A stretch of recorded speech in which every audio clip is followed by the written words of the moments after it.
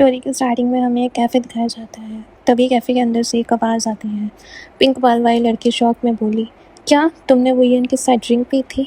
Blue sweatshirt वाली लड़की हल्की सी ऑकवर्ड स्माइल के साथ अपनी गर्दन स्ट्रेच करती है और धीरे से कहती है, हाँ। बाहर से बिल्कुल नॉर्मल दिखने की कोशिश कर रही होती है, लेकिन अंदर ही अंदर सिर्फ एक ही बात सोच रही होती है, बस मॉडल वाली बात किसी को पता नहीं चलनी चाहिए।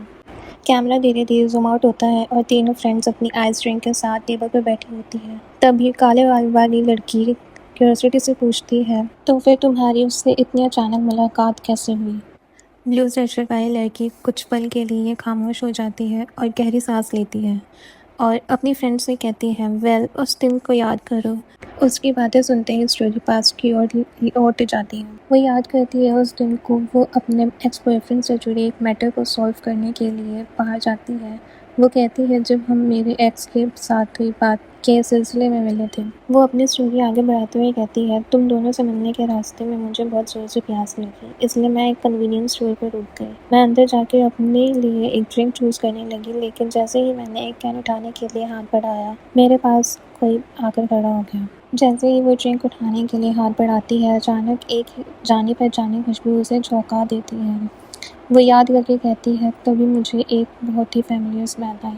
अंशुल ड्रिंक सेक्शन के सामने खड़ी थी। उसके बिल्कुल साइड में एक लंबा लड़का ब्लैक टी शर्ट पहने खड़ा था। जैसे ही परफ्यूम की खुशबू अंशुल तक पहुंची, उसका चेहरा एकदम से बदल गया। वो मन में सोचती है, मैं इस बात को कब का भूल चुकी थी, लेकिन उस खुशबू को मैंने सिर्फ एक सेकंड में पहचान लिया। जैसे ही अंशुल ने धीरे से ऊपर देखा, उसकी सांसें एक पल के लिए थम गई थी। उसके सामने वही शख्स खड़ा था जिसका नाम सुन के उसकी सारी फ्रेंड्स शॉक हो गई थी। वो और कोई नहीं बल्कि वुयन था। तभी वुयन उसकी तरफ मुड़ता है। जैसे ही उनकी नज़रें मिलती है, उसके फेस पर एक सॉफ्ट जेंटल स्माइल आ जाती है। वुयन इंस्टेंटली उसे पहचान लेता है। अंशुल इतने सालों बाद अपना नाम उसके मुंह से सुनकर अंशुल बिल्कुल फ्रीज हो जाती है और दिल की धड़कनें तेज़ हो जाती हैं। वो घबराकर इतना ही कह पाती है, ओह हाय। एक पल के लिए दोनों के बीच ऑकवर्ड साइलेंस छा जाता है। वुयन हल्का सा स्माइल करता है और कैजुअली पूछता है, बहुत दिनों बाद मिले, कैसी हो?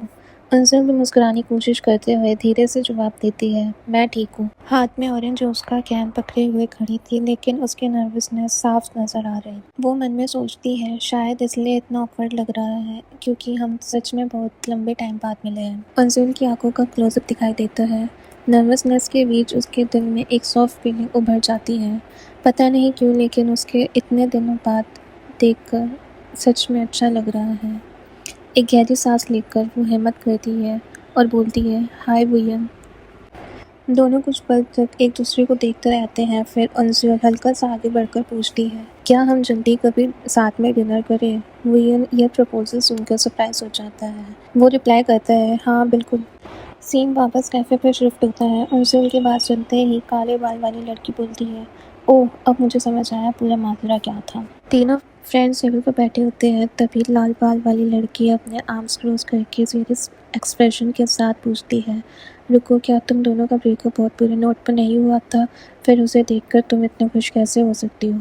यह सवाल सुनते ही अंशुल कुछ पल के लिए चुप हो जाती है। वो शर्माते हुए गहरी सोच में डूब जाती है। अंशुल हल्का सा ब्लश करते हुए अपनी फ्रेंड को समझाती है, हम बहुत सालों बाद मिले थे और अब वो पुराना गुस्सा और नाराज़गी कब की ख़त्म हो चुकी है, समझ रही हो ना? तभी उसकी काले बाल वाली फ्रेंड पूछती है, तो फिर बताओ सब कैसा रहा? थोड़ा ऑकवर्ड तो लगा होगा ना?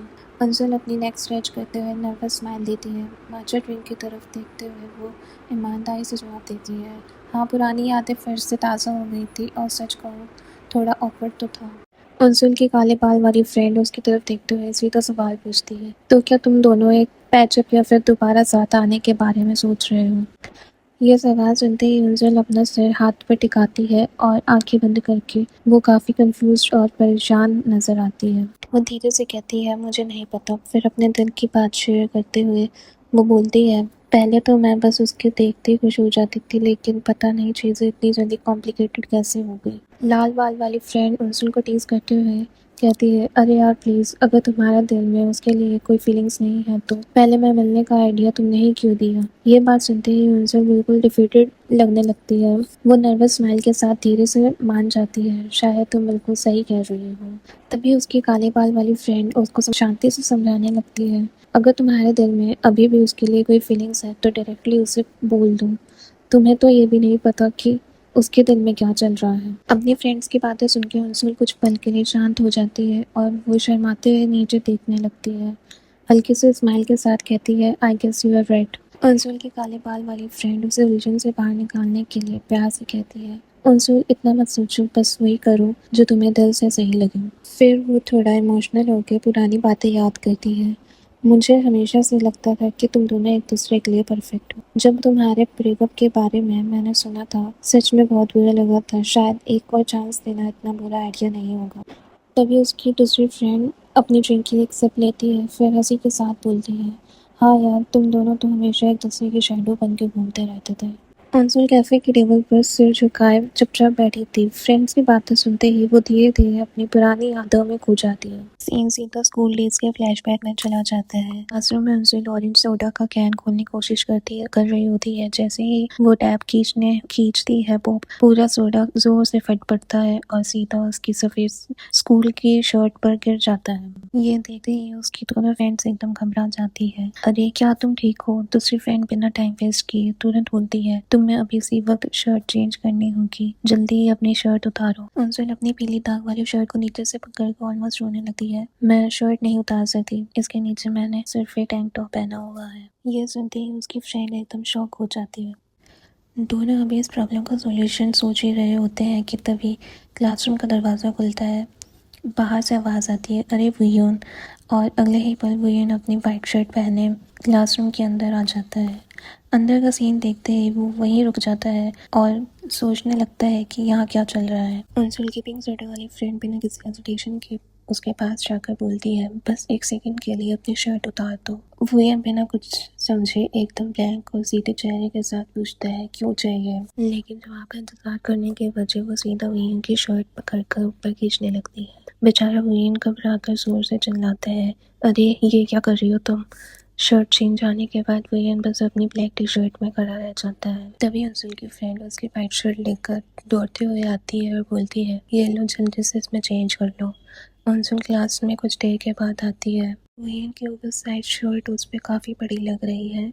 अंशुल शर्माते हुए धीरे से पूछती है, क्या ये मेरे लिए थोड़ी ज़्यादा बड़ी नहीं है? वुयन की ओवर साइज शर्ट पहने अंशुल थोड़ा नर्वस स्माइल के साथ पूछती है, मैं कैसी लग रही हूँ? उसकी बातें सुनते ही दोनों फ्रेंड्स एकदम फ्रीज हो जाती हैं। उन्हें यकीन नहीं होता कि वुयन की शर्ट अंशुल पर इतनी अच्छी लगेगी।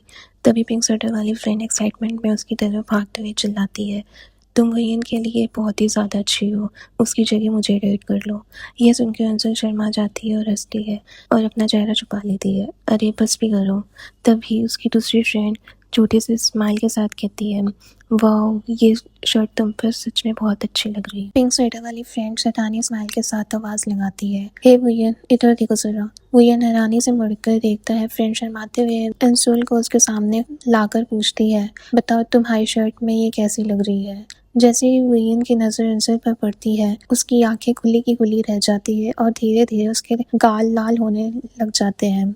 शर्म के मारे वो तुरंत अपना चेहरा दूसरी तरफ घुमा लेता है। तभी उसका दोस्त उसके लाल गाल देखकर अपनी हंसी रोक नहीं पाता। अरे इसे तो देखो जरा, इसका चेहरा तो पूरा टमाटर जैसा लाल हो गया।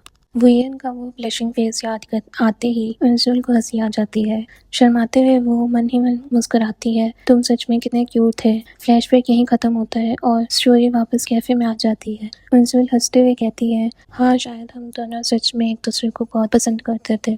ये सुनते ही उसकी पिंक बाल वाली फ्रेंड एक्साइटेड होकर बोलती है, तो फिर जाना और तुम दोनों की इतनी फोटो पोस्ट कर रखी, तुम्हारा एक्स देखा ही रह जाए। लेकिन तभी काले बाल वाली फ्रेंड एक जरूरी बात बताती है। वो सीरियस होकर पूछती है, अरे एक मिनट, तुम्हारा ब्रेकअप तो उस एक्स की चीटिंग की वजह से हुआ था ना? और वो सिर्फ 2 महीने पहले ही हुआ था। अपने चीटिंग एक्स की याद आते ही अंशुल का मूड एकदम बदल जाता है। उसके दिमाग में एक दर्दनाक सीन फ्लैश होता है और उसका गुस्सा धीरे धीरे बढ़ने लगता है। वो दांत पीटकर बस एक ही बात सोचती है और फिर गुस्से से लाल होकर कहती है, मैं उसकी शक्ल भी नहीं देखना चाहती। तभी उसकी फ्रेंड उसे गले लगा लेती है और प्यार से उसके सर को सहलाती है और कहती है, अरे काम डाउन।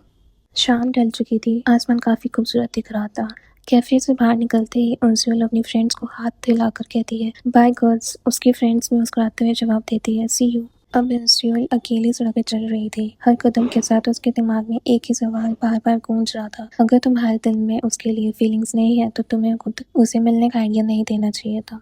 यह बात उसके दिल को छू जाती है। तभी उसके जहन में एक स्कूल डेज की पुरानी याद आती है, जहाँ वो और वुयन साथ साथ चल रहे थे। उस याद को देख कर इंस्यूल धीरे से सोचती है, कहीं सच में मेरे दिल में अभी उसके लिए कुछ है तो नहीं। स्कूल डेज की यादों में खोई इंस्यूल धीरे से सोचती है, मुझे बस लगा था कि उससे बात करना अच्छा रहेगा।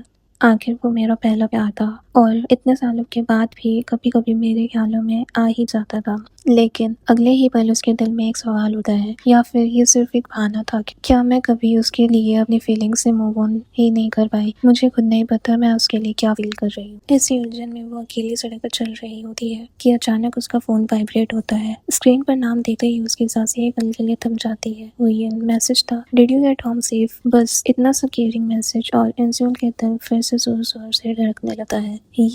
ये तो वही है। वियन का मैसेज देखते ही इंस्यूल का दिमाग एकदम ब्लैंक हो जाता है। अब मैं क्या रिप्लाई करूं। फिर अचानक उसके जहन में कल रात की वो धुंधली यादें आने लगी है। असल बात यही है, मुझे सच में याद नहीं है कल रात हुआ क्या था। जब मेरी आँख खुली मैं एक मोटल रूम में थी और वो वियन मेरे सामने बिना शर्ट के था। वो सोचती है कहीं हम दोनों के बीच कुछ हुआ तो नहीं, लेकिन वो तुरंत अपना सर हिला देती है। नहीं, ऐसा हो ही नहीं सकता, इम्पॉसिबल। कंफ्यूजन से भरी इंस्यूल एक गहरी सांस लेती है। हाँ बस, और नहीं, मैं इस बारे में और सोचने वाली नहीं हूँ।